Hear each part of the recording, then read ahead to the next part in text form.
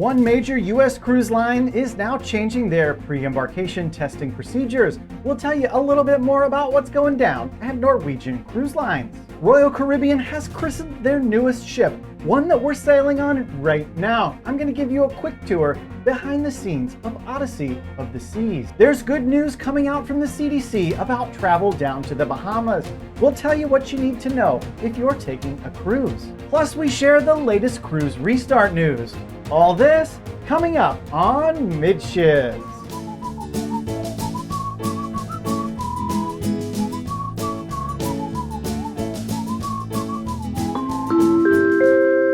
Hey, welcome to the Midships YouTube channel. I'm your Captain Corey, and I would like to formally welcome you aboard the majestic Odyssey of the Seas by Royal Caribbean. That's right, we are currently staying inside a fantastic balcony suite on Odyssey of the Seas.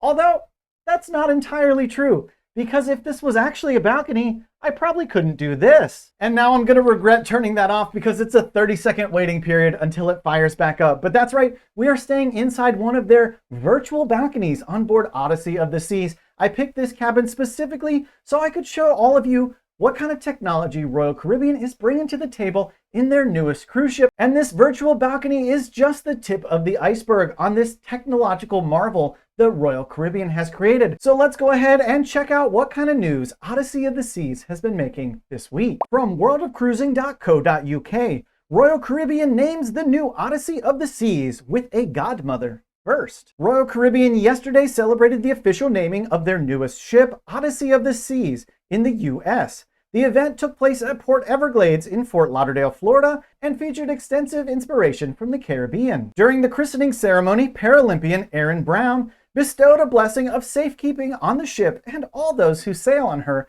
for decades to come. Of note, Brown is the first Royal Caribbean Godmother to hail from Barbados in the Bahamas. We're going to take a look at a quote from Royal Caribbean CEO Richard Fain. "Today, we get to show the world what imagination and determination looks like when they come together. All of what our teams have done over the past 20 months has led us to this moment when we can finally show the innovation and beauty of Odyssey of the Seas." I'm going to hop in here because Richard Fain is absolutely right. This is one of the most fantastic cruise ships that I have ever sailed on, a point that's been driven home by almost all of the conversations I've had on board this ship. Absolutely everybody I talk to has nothing but praise to heap upon Odyssey of the Seas. And just to give you a little peek inside Odyssey of the Seas, I'll go ahead and roll a little bit of video footage that I've shot here over the past 24 hours, my first day here on board Odyssey of the Seas, while I continue reading this article. Who is the new Odyssey of the Seas Godmother? Well,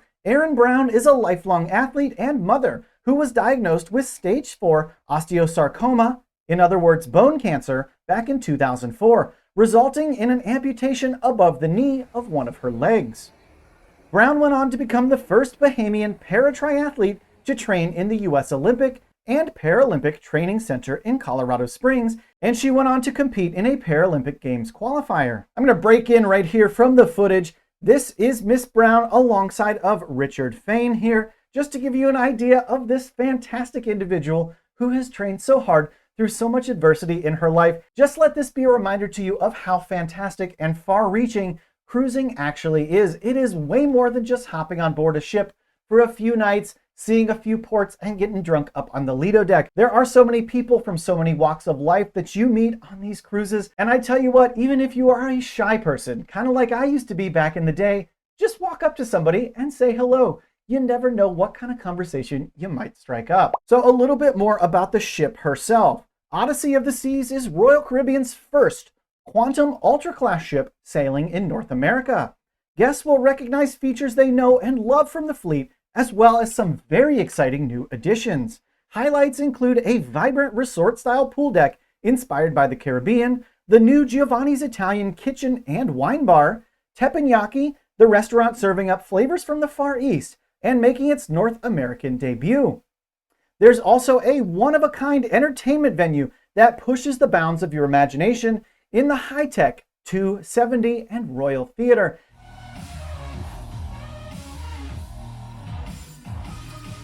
And boy, oh boy, did Royal Caribbean make a heavy investment into this 270 venue.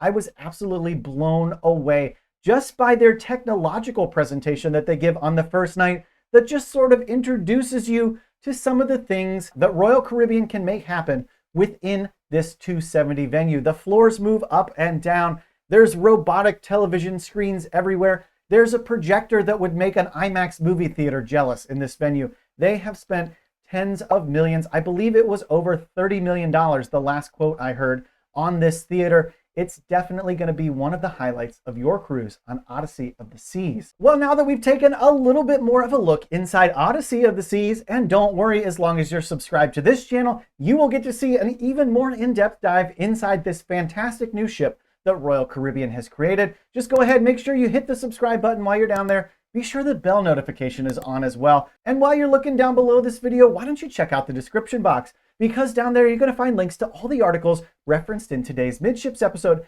as well as there's a very special section way up at the top called Cruise Swag. Now in that section there are Amazon affiliate links to some totally fantastic cruise swag, like this cable organizer. We've given this away previously on the channel. I've got a passport holder with a COVID card insert that I have received more compliments on than almost anything else I bring on a cruise. So go ahead, do me a favor, check out some of those links. Even if you just click the link and don't buy anything, it does help support the channel just a little bit. Now let's move on to possibly some bigger news, and that is coming out of the Bahamas. Let's read a story now from cruiseradio.net, published by Sarah Bretz.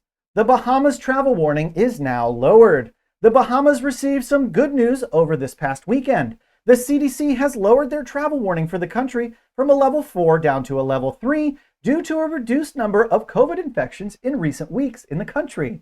And last week, the Bahamas extended its cruise vaccine requirement, which states that all cruise visitors eligible for the vaccine must have received it in order to be allowed to sail there. And the article goes on to say that it's unclear when the Bahamas is planning to potentially look at lifting that vaccine restriction, but I would say it's safe to consider it in place for all of this year and probably all of 2022. Well, while I was sailing out of Fort Lauderdale yesterday, I happened to look out over the bow here of Odyssey of the Seas and notice a couple other very handsome black and white cruise ships from Holland America Lines, and it got me thinking, I bet you a few of those ships that were sailing over the Mediterranean are probably on their way over here for their winter season in the Caribbean. Let's go ahead and learn about maybe which ships are coming to the US. From cruiseindustrynews.com, November update. Key cruise deployment and itinerary moves and shakes. As the year comes to an end, cruise ships are quickly shifting between destinations and home ports.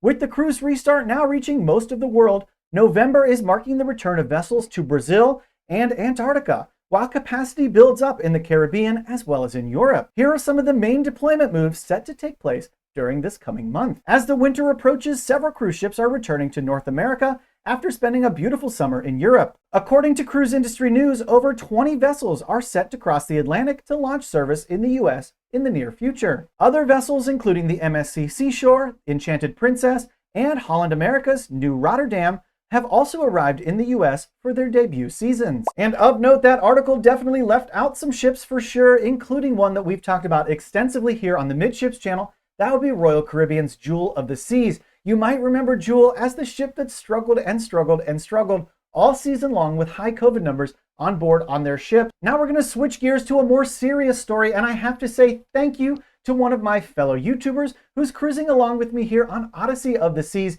He tipped me off to this story yesterday while we were sitting down in the comedy club, so you know who you are. Thank you so very much for tipping me off here. Let's go ahead and learn a little bit more about Norwegian Cruise Line's pre-cruise COVID testing policy from cruiseradio.net by Doug Parker. This January, Norwegian Cruise Lines will be changing their pre-cruise COVID testing policies. Currently, a booked guest has to test twice before sailing, once at home before their cruise, and again when they arrive at the cruise terminal. The changes will now require guests to only be tested one time before arriving at the terminal. A letter sent out from the cruise line reads, "While in the past, we have asked that guests boarding our ships to test twice for COVID, once at home and a second time at the pier before they embark, now effective for voyages beginning January 17th, 2022, we will only require our guests to test once at home. This will allow for a more streamlined check-in process with minimal person-to-person contact and limited wait time."